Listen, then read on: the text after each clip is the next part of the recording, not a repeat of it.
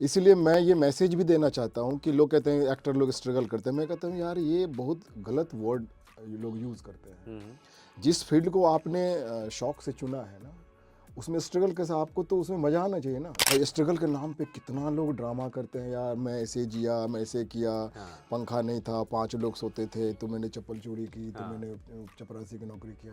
किस्सा मैं भूल जाऊंगा, मैं बता देता हूँ कि एक आदमी ट्रैकिंग करने के लिए गया पहाड़ पे, पैर फिसल गया, तो एक पहाड़ के ना एज पे वो फिसल गया और उसने लटक पकड़ लिया उसको एज को, और नीचे दोनों पैर लटका हुआ था। तो उसने पूरे प्राणों से बहुत ये किया कि मतलब भगवान गॉड जो भी है कि मुझे प्लीज़ हेल्प करो, मुझे क्या करूँ मैं समझ। उसको लग रहा था कि वो गिरेगा तो खाई में चला जाएगा। तो बोलता नहीं था, तो उसने बालू पे उंगली से लिखा कि तुम जिस चीज़ की इच्छा करते हो उस चीज़ की तुम इच्छा मत करो, तो वो चीज़ तुमको मिल जाएगी जिस चीज़ की तुम इच्छा करते हो। ये इतना सच्चा एक्टर कैसे हो सकता है? क्योंकि मैंने अपने ऊपर काम किया है। हर एक्टर को, हर आदमी को मेडिटेशन, ध्यान अगर ज़िंदगी में नहीं है ना, तो आप ज़िंदगी को खो दोगे। हम लोग का जो कैरेक्टर वो लोग जनता पर्दे पे देखती है, वो परसीव कर लेते हैं कि हम लोग रियल लाइफ में भी ऐसी हैं। ये आपने भी फेस किया अपनी लाइफ में? तो मेरे से मिलना लोगों का एक थेरेपी हो जाता है। मेरे को भी ऐसा लग रहा है। हाँ। क्योंकि ये जो एक्टर लोग, जो एक्टरों के अंदर से जो एक्टर आने की जो बदबू आती है, एक्टर होने की बदबू, तो मेरे अंदर से नहीं आती है। क्योंकि जिस चीज़ को भी आप चेज करोगे, जिस चीज़ के भी पीछे जाओगे, आपको नहीं मिलने वाला है, नहीं मिलने वाला है, नहीं मिलने वाला है। ओके।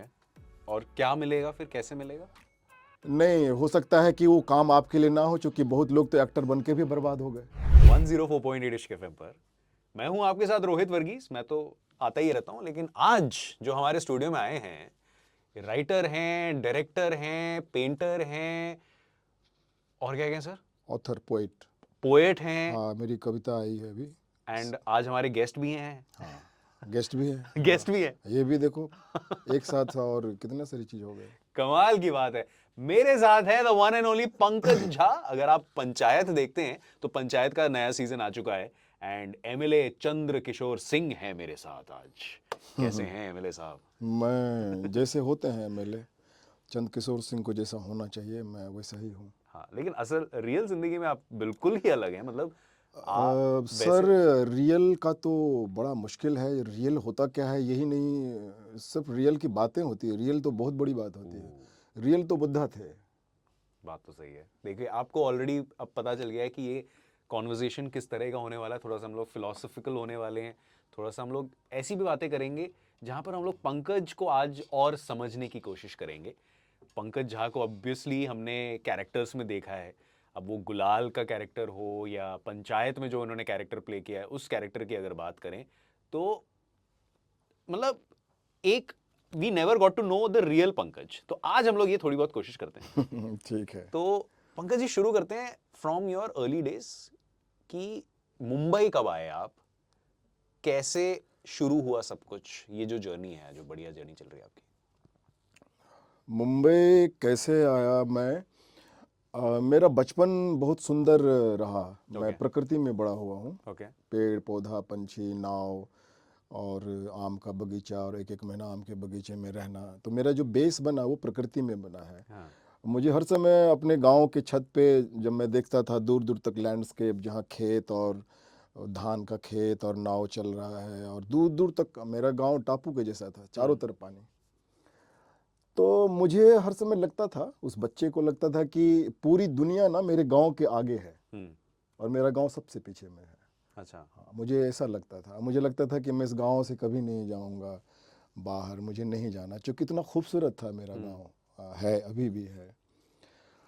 फिर गाँव का? हाँ, गांव बिहार में, गांव का बिहार में एक जगह है सहरसा, और सहरसा से 40 किलोमीटर दूर है मेरा गांव। उसका नाम है मुरादपुर। मुरादपुर, जहाँ मुरादें पूरी होती है। मैं यही बोलने वाला था। और हो ही गए हैं सर। मतलब जिस तरह से आपकी जर्नी है। हाँ, तो फिर मुझे मैं बहुत ही मैं लोगों से कनेक्टेड महसूस करता ही नहीं था। जब मैं छुटपन में था, मेरी दुनिया अपनी थी, चिड़िया, पंछी, नाव, तालाब, ये प्रकृति, धान का खेत, मकई का खेत, बैलगाड़ी से अब धान कटवाने जा रहे हैं, मकई कटवाने जा रहे हैं, ऐसा सा था हमारा Okay. बचपन। फिर धीरे-धीरे मतलब स्कूल भी जाते थे तो मज़ा नहीं आता था पढ़ाई करने में। मुझे लगता था कि बहुत बड़ी सज़ा है पढ़ाई करना। हाँ। मैं क्यों इतना मोटा किताब क्यों पढूँ मैं? हम्म, तो मुझे सर्वाइव करने के लिए मैं फिर पता नहीं कहाँ से मेरे अंदर वो था, मैं स्केच वगैरह करता था, तो धीरे-धीरे लोगों को पता चला ये तो पेंटर है, ये तो आर्टिस्ट है। वाह। तो सब बोलने लगे, अरे पंकज तो कलाकार है, हाँ। ये तो बहुत बढ़िया कलाकार है, मतलब तो कहाँ, मतलब देखिए कलाकार। फिर मुझे लगा अरे क्या बात है, तो अपने घर की दीवार पे बड़ा सा कुछ पेंटिंग बनाया। तो आसपास के लोग जो जाते थे सब देखते थे, कौन बनाया? तो पंकज बनाया। धीरे धीरे मेरा वहाँ पे और ये स्पेस। आपकी एज कितनी थी इस टाइम? मैं होऊंगा 7 साल 8 साल क्या बात 9 कर रहे साल, हैं? हाँ उस तरह से, हाँ। और उसमें आपने बड़ी दीवार पेंट कर हाँ दी? पेंट वेंट कर दी, और सबको लगता था कि यहाँ पे कोई चित्रकार रहता है, जो भी इस तरह से धीरे धीरे तो मुझे ना स्पेस मिलने लगा। फिर मैं उस स्पेस में, उस कंफर्ट जोन में, तो मुझे पढ़ाई में बिल्कुल मन नहीं लगता था, मुझे सज़ा लगता है। और आज की तारीख में मुझे लगता था कि मुझे जो लगता था वो सही था, क्योंकि जो पूरा एजुकेशन व्यवस्था है ना, वो सिर्फ और सिर्फ आपको गुलाम बनाती है। ओके। आपको महीने के अंत में सैलरी देती है, लेकिन आपकी पूरी ज़िंदगी वो छीन लेती है। आपको सिर्फ जिंदा रखने के लिए आपको सैलरी दिया जाता है, और पूरा एजुकेशन व्यवस्था वो गुलाम, और घर से ही गुलाम बनाने की पूरी जो है तैयारी होती है।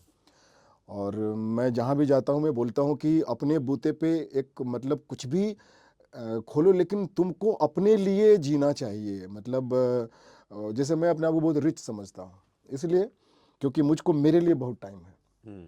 खैर ये सब चल रहा था, फिर मैं पटना आर्ट कॉलेज आ गया, वहाँ पेंटिंग बनाने लगा। तो मेरे शहर में मैं नुक्कड़ नाटक करता था, ओके। प्लेज।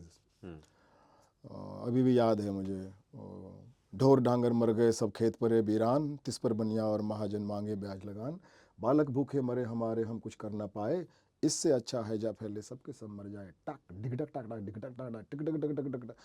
तो एनर्जी थी और वो था, तो बड़ा मज़ा आता था। एक दिन में 5-5 6-6 शो करते थे हम। खैर फिर पटना आर्ट कॉलेज आ गए, तो उसके बाद अच्छा लगा, आर्ट कॉलेज में आके लगा वाह दिस इज़ माई प्लेस। और मैं ज़िंदगी में हर समय राइट प्लेस खोजते रहता हूँ, क्योंकि मुझे लोग मिलते हैं तो हर आदमी ना गलत जगह पार्क है। लोग गलत जगह पार्क है, घरों में हस्बैंड गलत जगह पार्क है। ओके। मतलब मैं अपना ऑब्जर्वेशन बता रहा हूँ, हो हाँ। सकता है पूरी तरह से गलत भी हो, लेकिन जो है तो बात तो करेंगे ना। तो मैं हर समय राइट प्लेस ज़िंदगी में ढूंढता रहा। ओके। तो आर्ट कॉलेज आने के बाद मुझे लगा कि yes this is my right place. Okay. फिर वहाँ पेंटिंग वेंटिंग में बहुत ही सिंसियर ये था, पेंटर। रोज़ मतलब हमारे मतलब हमको प्रोफेसर बताते थे कि आप जाओ और जो स्केच वगैरह, जो स्टेशन पे जो कंपोजिशन मिलता है, लोग बैठे इंतज़ार कर रहे हैं, उनका स्केच करो, ये तो सब चल रहा था। अच्छा स्टूडेंट था मैं। फिर नवभारत टाइम्स एक दिन गया अपने दोस्त के साथ में, तो पेज जा रहा था लव पे, तो मुझे बोला कि एक स्केच कर दोगे? मैंने बोला यस। तो मैंने स्केच किया, तो फिर वो स्केच में जो है सो मेरा नाम भी आया। फिर दूसरे दिन और भी मुझे बुलाया, फिर नवभारत, आज, हिंदुस्तान। फिर एक मैगज़ीन निकलती थी जो कि देश की बहुत ही साहित्यिक मैगज़ीन है, पता नहीं आप लोगों ने सुना है कि नहीं नाम, हंस। ओके। हंस सुना? हंस बहुत बड़ी साहित्यिक मैगज़ीन थे, राजेंद्र यादव उनके संपादक थे। तो उसके लिए मैंने पूरी मेरा स्केच छपा था उधर। फिर मैं वहाँ से दिल्ली आ गया, फिर दिल्ली इंडिया टुडे के लिए भी मैं स्केच वगैरह करता था। फिर एक दिन मैं कहीं स्केच कर रहा था, तो एनएचडी के एक डायरेक्टर, अब तो नहीं है वो, बंसी कौल थे। तो बंसी कौल मुझे बोले क्या कि पंकज मैं एनएचडी रेपेट्री में कुछ कर रहा हूँ, मेरे साथ आएगा हमके लेके। इस टाइम आपकी एज कितनी हो गई? एज तो मैं बड़ा हो गया था, बड़ा मतलब कॉलेज मैट्रिक कर, खत्म हो गया हाँ है? कॉलेज ख़त्म हो गया, पटना आर्ट कॉलेज 5 साल ख़त्म हो गया था। वो अंदाज़ा कर लो, एज का मुझे याद नहीं है। 24-25 के मैं आसपास? नहीं गिनता एज वेज, पता नहीं नहीं, मुझे। थोड़ा सा अंदाजा, मतलब इन हाँ योर 20s, इन योर हाँ 30s? हाँ हाँ 24 के तो ऊपर चला गया, हाँ। 24 उसके आसपास था। तो मैं एनएचडी रेपेट्री में गया। वहाँ गया तो देखा कि भाई मुझे लगा कुछ जगह तो है, ये राइट प्लेस, एक और राइट प्लेस एक मिल और गया। Right place. लोगों को लगा कि मतलब बहुत बड़ी बात है एनएचडी रेपेट्री में होना, ये है दिस तो दैट। कैसे पता चलता है पंकज जी कि आप राइट प्लेस में हैं? जैसे आपने बोला आई कि फील जब I feel that vibe. Vibes, okay. Yes. आप बिलीव करते हैं वाइब आई में? Believe always quality. तो मुझे लगा कि मैं अपने आप को भीड़ का हिस्सा शुरू से ही मुझे नहीं लगता था कि वो जो संसारिक है, दाल रोटी और ये और फलाना और शादी ब्याह और स्कूटर और बच्चे और कंगारू स्कूल और फिर वो हॉस्पिटल और फिर वो ये हाँ फिर वो हॉस्पिटल, वो पूरा चेन है वो। फिर दिस दैट ऐसे करके फिर एक 3 BHK, फिर 2 BHK, फिर एक छोटा सा प्लॉट भी, ये जो चेन है ना वो मुझे कभी भी उधर नहीं था। तो वहाँ पे हम देखे कि यार बड़ा खूबसूरत जगह है और थिएटर के बड़े बड़े महारथी, उनकी तस्वीरें ये है वो है। फिर हम नाटक वाटक करने लगे तो सबको लगा कि तो बहुत अच्छा एक्टर है। फिर हम वहाँ पे डिजाइन भी करते थे तो पैसे मिलते थे।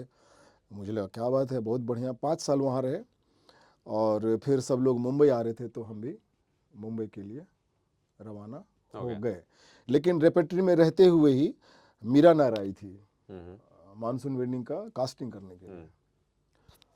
तो मीरा ने मुझे 250 लोगों के बीच से मुझे सेलेक्ट किया उसने, ऐसी देख के या हमने ऑडिशंस दिए थे? सारे 250 लोगों ने ऑडिशंस दिए थे? सारे दिल्ली के जो थिएटर के थे ना सब महारथी लोग, जो थिएटर के जो होते हैं घाघ महारथी सब, तो वो लोग सब थे। उसके बीच से मीरा ने मुझे चुना और मुझे नसीर भाई मुझे बहुत अच्छे लगते थे। मतलब उनका जो तेवर, उनका जो ऑथेंटिसिटी जो है उनका स्क्रीन पे जो मैं देखता था वैसे करके।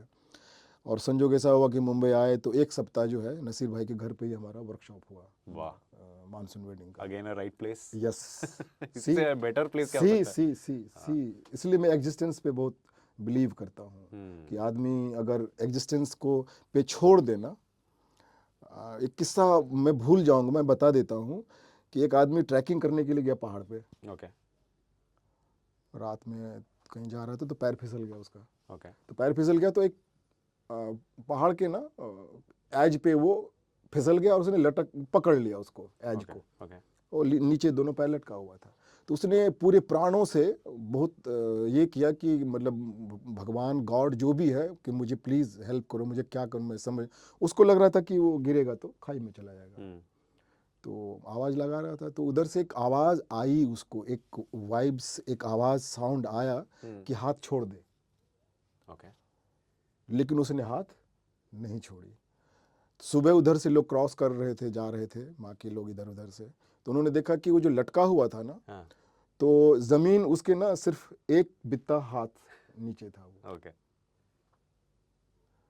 और ये कहानी मुझे बहुत पसंद है कि हम सब ना पकड़े हुए हैं, हमको लगता है कि हम ही सब कुछ कर रहे हैं। तो फिर मैं वो पर्सपेक्टिव वाली बात होती है कि आप जो सोच रहे हैं शायद वो हकीकत नहीं है। हम सब ना बहुत ज्यादा, हर आदमी में बहुत ज्यादा आदमी है। तो फिर क्या हुआ, दिल्ली में एक और घटना घटी थी कि एक ओशो की बड़ी सी तस्वीर मुझे मिली।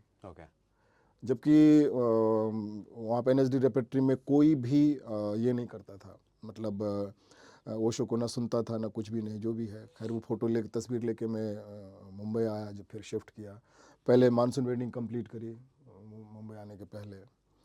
फिर वो तस्वीर मेरे घर पे मुंबई में लगा हुआ था, एक तरफ मेरी माँ की तस्वीर, एक तरफ ओशो की तस्वीर, वो ऐसे सामने देख रहे थे। और एक सेकंड, तो आपके ये जो फोटो आपको जो मिला ये NSD में मिला था, राइट? हाँ। तो आपको तब तक नहीं पता है कि ओशो? नहीं, मुझे लेकिन कुछ आपने दीवार पे उनकी तस्वीर हाँ मैंने लगा दी? देखा, मैंने सिर्फ देखा, जैसे आप मुझे देख रहे हो ना, ऐसे ही तस्वीर थी आंखों में देखते। लेकिन आपने उनको दीवार पे लगा दिया? हाँ, दीवार पे लगा दिया। मुझे पता नहीं क्या हुआ, वो आ गया। बाद में पता चला कि ये ओशो एक ज़ेन मास्टर, ओशो के इतने लेयर्स है ना, हर आदमी का अपने अपने ओशो हैं, हर आदमी अपने अपने हिसाब से इंटरप्रेट करता है ना ओशो को। तो फिर वो ऐसे करके मैंने देखा तो तस्वीर मुझे पता नहीं क्या हुआ, अच्छी लगी। मुंबई आया, घर में लगा हुआ था माँ की तस्वीर, ओशो की तस्वीर। फिर एक ओशो का सन्यासी आया, उसने मुझे बोला कि तुमको पता है कौन है? हम बोले ओशो है, इससे ज़्यादा नहीं पता है मुझे। तो फिर वो बोला यहाँ पे मेडिटेशन सेंटर है, वहाँ ध्यान व्यान होता है। फिर मैं वहाँ जाने लगा। फिर मैंने सत्या देखी थी दिल्ली में, तो मेरे कान खड़े हो गए थे। मैंने कहा हाँ मेरे लायक भी काम है, क्योंकि मैं ये जो नकली फिल्में हैं, मैं नकली फिल्में बोलता हूँ। क्या नकली फिल्में? जो हिंदी सिनेमा है, अगर आप देखोगे गौर से तो आपको लगेगा किसी मतलब रिहाब सेंटर के लोगों के लिए बनाया जा रहा है, मतलब मंदबुद्धि के लिए बनाया जा रहा है। मतलब कैसे? मतलब मैं थोड़ा सा समझना चाहता हूँ कि कर क्या दिखा रहे हो आप? मतलब मेन स्ट्रीम जो कमर्शियल, जो मेन स्ट्रीम को क्या है क्या है वो क्या देख रहे हैं? मतलब डांस मतलब कर रहे हैं, ये कर रहे हैं, झूठ झाट, मतलब हीरो पता नहीं किसने हीरो इसको बना दिया। वो हीरो लगता है डांस करते करते पर्दा फाड़ के मतलब गोदी में गिर जाएगा। मतलब हो क्या रहा है यार, मुझे लगता है कर क्या रहे हैं इसे, मैं कनेक्ट ही नहीं कर पा रहा था। लेकिन इसलिए मैं, चलती हैं सर ऐसी मूवीज? नहीं चलती हैं वो क्यों तो, क्यों क्यों क्यों वो चलती हैं? गुटखा है ना, हर तरह के गुटके हैं ना भाई, हाँ टेस्ट है ना, सब गुटका है। हाँ। चूंकि तो लोगों को आपको लत लग गई, आप बेसिकली लत एडिक्शन लगे हो गई। गुटके भाई, गुटका पूरा वेब सीरीज जो भी है ये सब गुटका है ना। आदमी इतना परेशान है, दुखी लोग जाते हैं ना फिल्म देखने के लिए। जो आदमी खुश है अपनी जिंदगी में, वो दूसरे की जिंदगी में क्या हो रहा है थोड़ी देखने के लिए जाएगा। मुझसे किसी ने पूछा कि वर्ल्ड सिनेमा के बारे में बताइए, मैंने बोला कि पूरा वर्ल्ड ही सिनेमा है।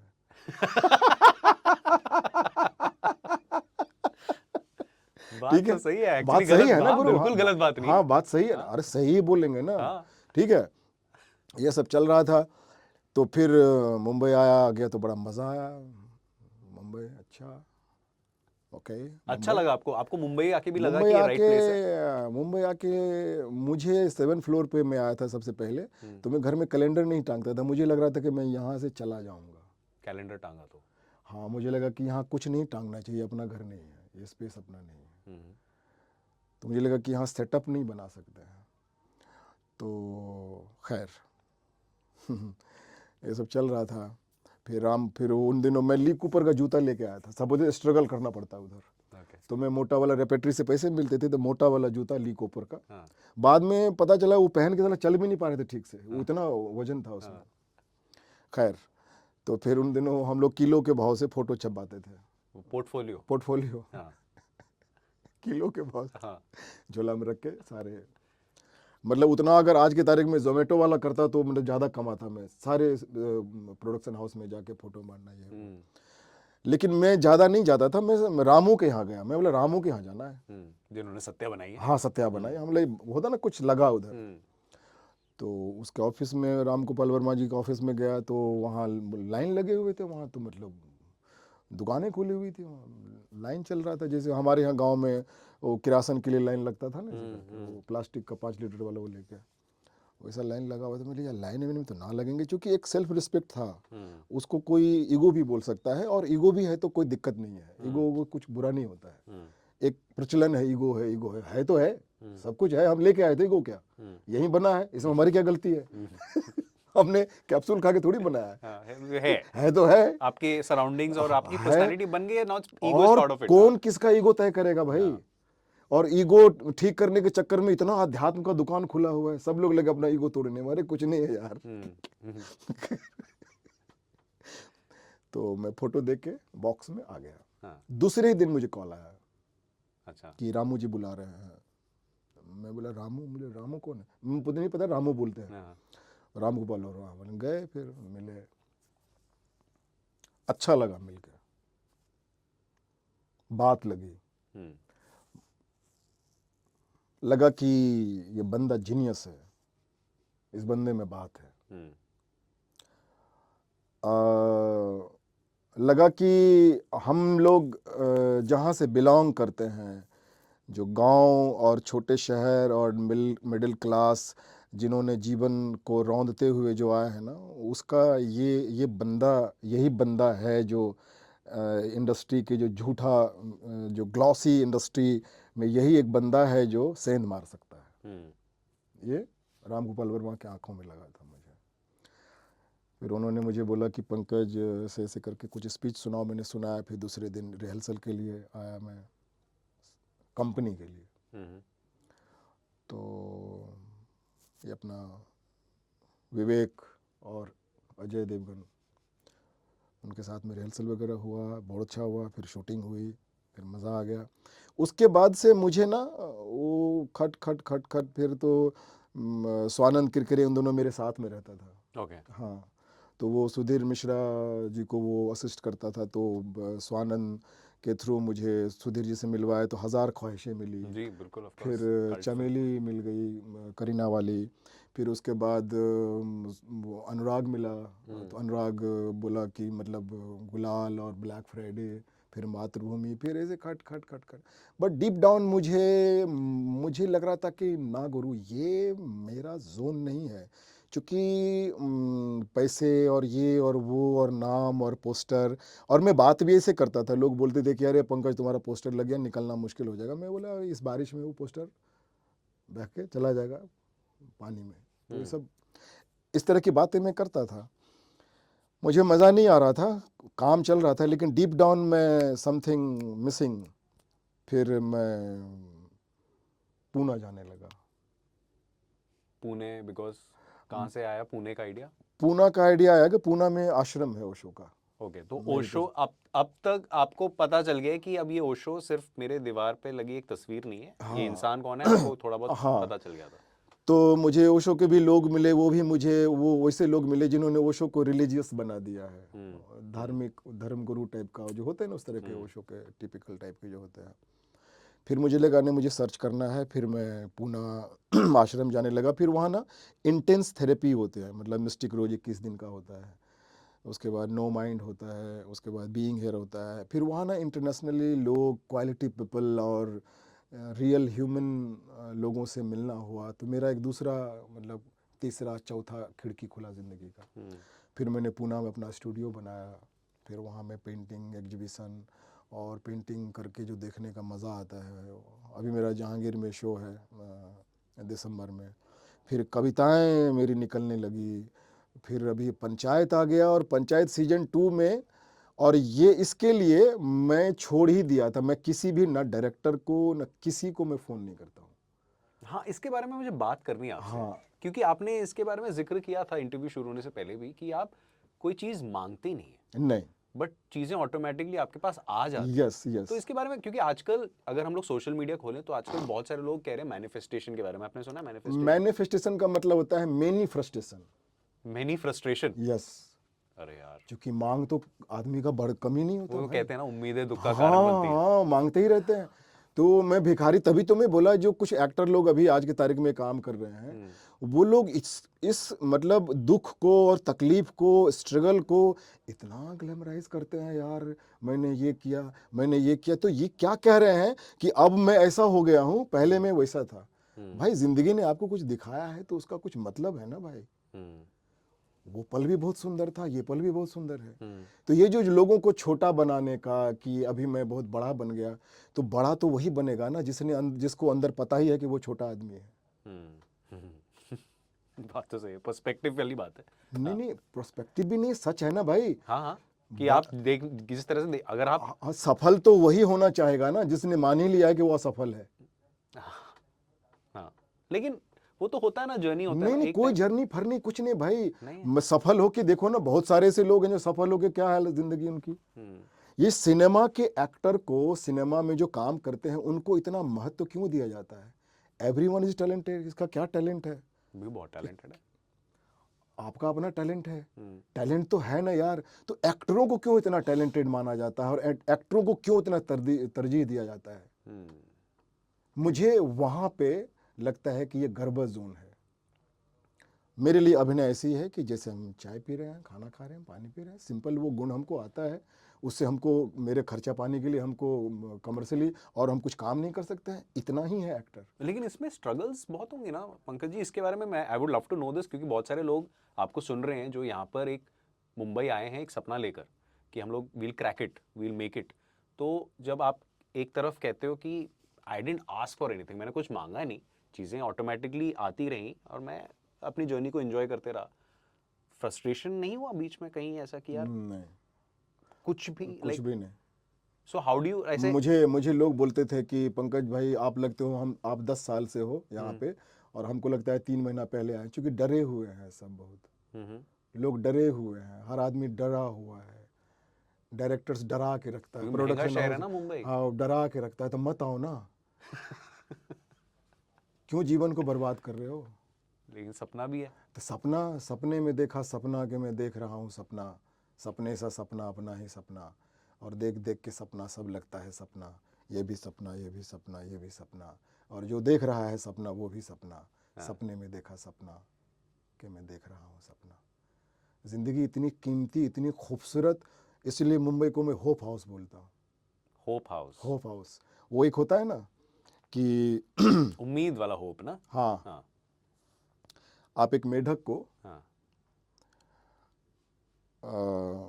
गर्म पानी में डालोगे, वो भड़क से कूद जाएगा। हाँ और एक ठंडे पानी का पतीला लो, उसमें मेढक को डालो और गैस को धीमी आंच धीरे धीरे धीरे धीरे, तो वो नहीं कूदेगा। तो मुंबई ऐसे ही लील जाता है। हम्म, हमको वो लोग दिखते हैं जो अपना वो 4 लोगों को देखते हैं कि काम कर रहा है, लेकिन आपको पता है कि कितने लाखों लोग, लड़के लड़कियां हैं जो इस उम्मीद में पूरी ज़िंदगी उनकी चुक जा रही है। हम्म, ये कोई एक्टर नहीं बोलता है कि ये सब नहीं करने का, ज़िंदगी बहुत ज़रूरी है, ज़िंदगी बहुत कीमती है, और होप में आप जो है पूरी ज़िंदगी आप गुजार रहे हो, मैं उसके बारे में बात कर रहा हूँ। ओके ओके और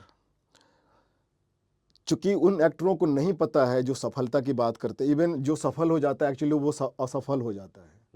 ऐसे हवाई जहाज उड़ता है ना, तो फिर जैसे ही सफल होता है वो असफल हो जाता है। आप देख लो, उनको ही काम मिलना शुरू होता है जिसने बोला कि अब हमसे स्ट्रगल ना हो पाएगा, जो थक गया है, जो टूट गया है, जो बोला कि हमसे कुछ नहीं हो पाएगा, तब काम मिला है उनको। ओके क्योंकि जिस चीज को भी आप चेज करोगे, जिस चीज के भी पीछे जाओगे, आपको नहीं मिलने वाला है, नहीं मिलने वाला है, नहीं मिलने वाला है। ओके और क्या मिलेगा फिर, कैसे मिलेगा? नहीं हो सकता है कि वो काम आपके लिए ना हो, क्योंकि बहुत लोग तो एक्टर बन के भी बर्बाद हो गए, नाम करके भी बर्बाद हो गए, और पैसा कमा के और बहुत बड़े स्टार होके भी बर्बाद हो गए। ये भी तो है भाई, वो भी देखना चाहिए ना भाई। ये बड़ी सुंदर बात है कि एक फकीर था जो मौन रहता था 30 साल से। तो उसको किसी ने पूछा कि भाई कोई सूत्र दो जिंदगी का। तो वो तो बोलता नहीं था, तो उसने बालू पे उंगली से लिखा कि तुम जिस चीज की इच्छा करते हो उस चीज की तुम इच्छा मत करो, तो वो चीज तुमको मिल जाएगी जिस चीज की तुम इच्छा करते हो। तो मैं ऐसे जीता हूं। ओके और मुझे कोई टिपिकल में भीड़ का एक्टर, और हाँ, मुझे भीड़ का एक्टर भी नहीं बनना था। क्योंकि ओशो से किसी ने पूछा था, किसी एक्टर ने, कि मैं बहुत अच्छा अभिनेता बनना चाहता हूँ, तो उसके लिए क्या किया जाए। तो उन्होंने कहा, 2 लाइन में सूत्र दिया जो आज की तारीख में एक्टर लोग बोलते हैं। उन्होंने कहा कि जो पूरे वर्ल्ड का कोई एक्टिंग टीचर जो है 2 लाइन में नहीं बता सकता। उन्होंने कहा कि जीवन ऐसे जियो जैसे अभिनय कर रहे हो, और अभिनय ऐसे कर रहे हो जैसे जीवन जी रहे हो। उसी का नतीजा है ये पंचायत जो मेरी एंट्री हुई है, चंद किशोर सिंह। आज जो लोग पूरी दुनिया बोले कि ये इतना इतना सच्चा एक्टर कैसे हो सकता है, क्योंकि मैंने अपने ऊपर काम किया है। हर एक्टर को, हर आदमी को मेडिटेशन, ध्यान अगर ज़िंदगी में नहीं है ना, तो आप ज़िंदगी को खो दोगे। और ज़िंदगी इतना इतना मुश्किल है, इतनी बड़ी बात है ह्यूमन का एक पैदा होना इस दुनिया में। मैं ऐसे मैसेज देना चाहता हूँ लोगों को। मतलब हाँ, 7 बिलियन लोग हैं पूरी दुनिया में, हम उनमें से एक हैं। एक है तो बहुत बड़ी तो बात है। बहुत बड़ी बात है। तो हम तो ज़िंदगी में जो जिस तरह से हम लाइफ जो चल रहा है, तो उसमें अगर आपकी ज़िंदगी में मेडिटेशन नहीं है ना, तो आपको पता नहीं आप कहाँ खो जाओगे इस दुनिया में, आपको पता भी नहीं चलेगा।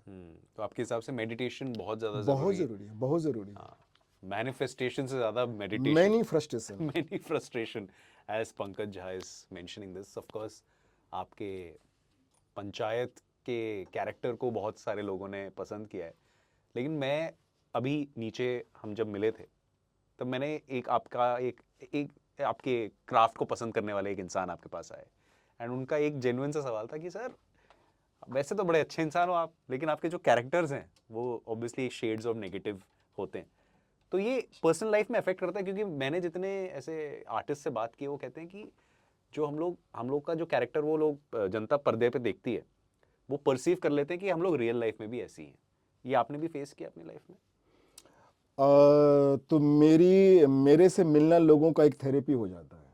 मेरे को भी ऐसा लग रहा है। हाँ, हाँ क्योंकि ये जो एक्टर लोग, जो एक्टरों के अंदर से जो एक्टर आने की जो बदबू आती है, एक्टर होने की बदबू, तो मेरे अंदर से नहीं आती है। इसलिए मैं एक उदाहरण भी हूँ कि इतना प्यारा बंदा है ये। हाँ वो जो एक्टरों का एक है ना कि वो टेढ़े मेढ़े होके चलते हैं, वो किस्त पे गाड़ी लेके, एक्टरों की बदबू। हाँ हाँ, वो टेढ़े मेढ़े होके चलते हैं। अब देखो ना यार, मेरी पुस्तक अभी आई है, अज्ञात से ज्ञात की ओर, अमेज़न पे है।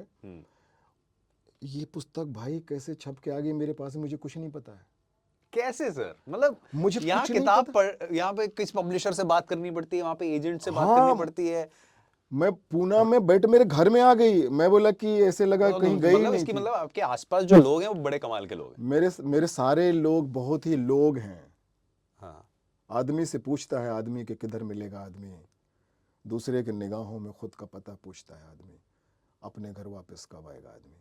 तो मुझे आदमी की तलाश है, मुझे सारे कैरेक्टर घूम रहे हैं, एक्टर भी एक्टर के कैरेक्टर में घूम रहे हैं, डायरेक्टर भी डायरेक्टर के कैरेक्टर में घूम रहे। अब देख रहे हो, हाँ हाँ हाँ या पुलिस वाला पुलिस के कैरेक्टर में है, हाँ डॉक्टर डॉक्टर के कैरेक्टर में है, हाँ बेटी बेटी के कैरेक्टर में है, माँ माँ के कैरेक्टर में है, बाप बाप के कैरेक्टर में है भाई, हाँ। नेता फलाना सब लोग कैरेक्टर में घूम रहे, सारे लोग एक्टिंग कर रहे हैं, और हमको इल्जाम लगा दे कि तुम एक्टर हो। एक्ट तो सभी कर रहे हैं, हम सब कर रहे हैं भाई, सब कर रहे हैं। मास्टर कर रहा है एक्टिंग। मैं जब चंद किशोर सिंह किया तो मैं जी लिया, जो ओशो का पूरा थेरेपी मेरे साथ में है। मैंने बोला ना कि मुझे भीड़ का एक्टर नहीं बनना था, मुझे कि भीड़ में सारे जो एक्टरों को मैं देखता हूँ वो एक दूसरे का कॉपी कर रहे हैं, उनको पता भी नहीं है। They all are mimicry actor, उनको पता। मिमिक्री आर्टिस्ट नहीं होते कि मतलब बहन और भाई हो, ऐसा नहीं है कि वो किसी बंदे का आवाज निकाल रहा है। एक्टिंग भी सब मिमिक्री एक्टर है। यूनिक था, एक ही बंदा था जो मेरे साथ है, जो मेरे लिए गया ही नहीं है, उसका नाम इरफान खान। और एक बात और है कि इरफान जैसे जेन्युइन बंदा अगर समय से पहले गया तो ये पूरे इंडस्ट्री पे सवाल है। कि किस तरह का सवाल सर? सवाल है ना, इतना सच्चा आदमी, इतना सच्चा एक्टर को इतना टाइम क्यों लगा, और उसको इतना परेशानी, उसको तो आपके पास आंख नहीं है क्या? क्योंकि आज तो मतलब मिसाल है, वो जो मटका एक्टिंग का जो लटका के चला गया, उसको कोई नहीं फोड़ सकता आज की तारीख में। कितनों कूद मतलब ऐसे ऐसे कर ले सारे एक्टर, उसको कोई नहीं छू सकता है। तो उस बंदे को इतना क्यों टाइम लगा एस्टैब्लिश होने में, लाइक लोगों के घरों तक पहुंचने में? क्योंकि सच्चा था ना वो। सच्चे लोग पीछे रहते हैं ना, भीड़ में नहीं जाते हैं ना वो, जो उसको पता है ना कि वो क्या है। तो सवाल तो है ना गुरु। हाँ, तो मतलब मैंने एक सवाल एक्चुअली हमने सोचा था इसके बारे में मैं बात करूंगा, लेकिन अब मुझे लग रहा है कि ये सवाल आपके लिए इररिलेवेंट है, क्योंकि आपने कह दिया है कि आपको फर्क नहीं पड़ता और आप किसी चीज के पीछे भागते नहीं है। लेकिन शुरुआत आपने ऑब्वियसली जब अनुराग कश्यप के साथ की थी, तो ऑब्वियसली गुलाल में मैंने आपको देखा था, college first year. I remember, मैं पागल हो गया था, मैंने इतनी बार देखे ना गुलाल। तो वो हुआ, ब्लैक फ्राइडे हुआ, गैंग्स ऑफ वासेपुर में मैंने सुना है कि सुल्तान के रोल के लिए पहले आपको चुना गया था, फिर बाद में पंकज जी फाइनलाइज हुए थे।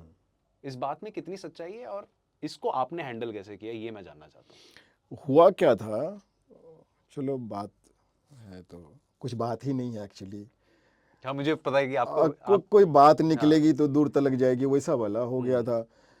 कुछ नहीं, मैं ब्लैक फ्राइडे किया था अनुराग के साथ में, और गुलाल किया था, और एक आना जाना था। इवन हमने एक प्ले भी किया था जिसमें अनुराग एक्ट करता था, गॉड से चेयर्स करके। हम लोग फिर मुंबई में इसके शो करते थे मौका में, इधर उधर ऐसे करके, तो वैसा वाला था। और हम लोग हम बिहार से हैं, ह्यूमन हैं, सब कुछ है, तमाम चीज़ें हैं हमारे अंदर में। तो हमारा नेचुरली एक एक्सपेक्टेशन हो जाता है। एक्सपेक्टेशन ऐसा होता है कि हम ट्रेन में भी, जो हमारे आसपास जो सामने वाले बर्थ पे कोई बैठा रहता है, हमारी बातचीत होती है, हम लोग खाना शेयर करते हैं, और अगले स्टेशन पे कोई ऐसा बंदा होता है उतर के चला जाता है, हाथ भी नहीं हिलाता, तो भी लगता है यार कैसा बंदा था, इतने देर से बैठा हुआ था। तो वो नेचुरल है। तो मैं मुंबई उधर था, मैं पटना में एक फिल्म की शूटिंग कर रहा था। मुझे मैसेज आया, उसका जो कास्टिंग किया है उसने मुझे बोला कि ऐसे ऐसे, मुकेश छाबरा ने की थी। हाँ MC, हाँ।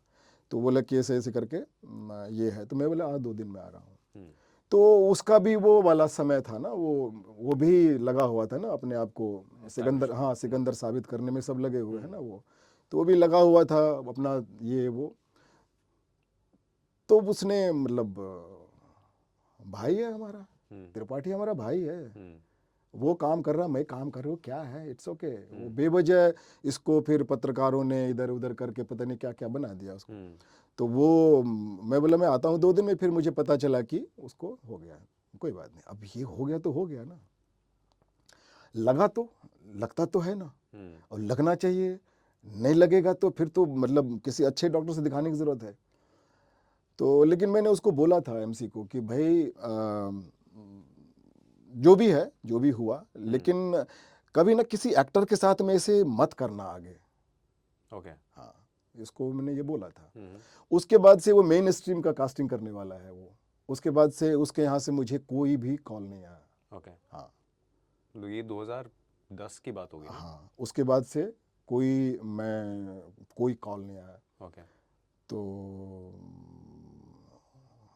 लगा तो लगता तो है, लगना चाहिए।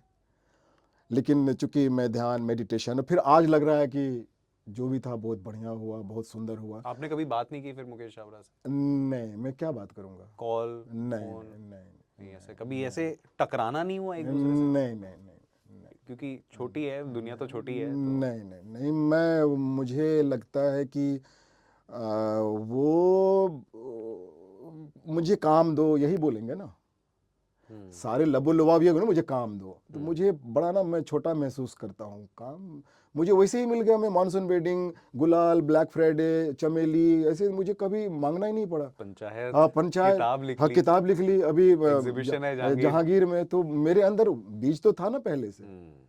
तो नहीं हुआ। अब क्या हुआ, एक सीजन 2 जब आया था इसका, क्या नाम है ये, पंचायत का, तो कोई पत्रकार था, उसने मुझे फ़ोन किया, बिहार का ही था।